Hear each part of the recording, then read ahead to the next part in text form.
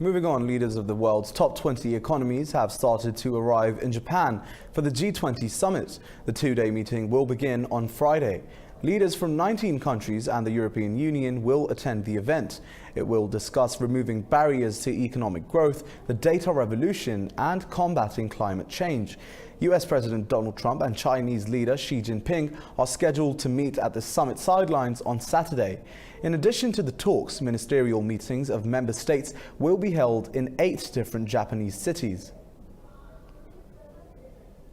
Now, for more on the highly anticipated meeting between US President Donald Trump and China's President Xi Jinping, we are joined by our Beijing correspondent Patrick Fock. Now, Patrick, the South China Morning Post is reporting a tentative trade truce which has been agreed between the two countries. What do your sources say about that?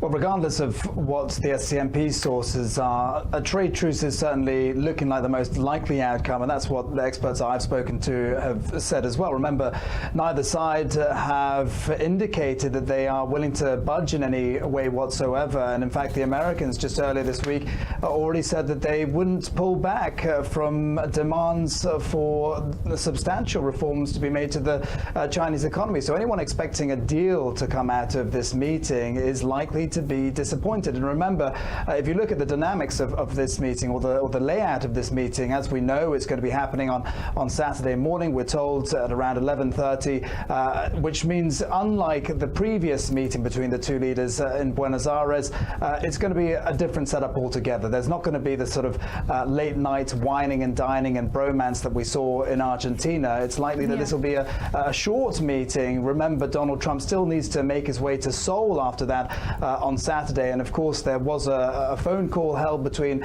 Chinese and American officials earlier this week, so it's likely that a lot of the detail will have been ironed out already. Right now, Patrick, there is speculation suggesting that Xi Jinping is mediating between Kim Jong-un and Trump. Is there any truth to that? Well, China certainly has an enormous amount of influence over North Korea and arguably holds the key to North Korea denuclearizing if North Korea is ever willing to do that. But it's hard to say whether or not Xi Jinping is a mediator as such between Donald Trump and the North Korean leader.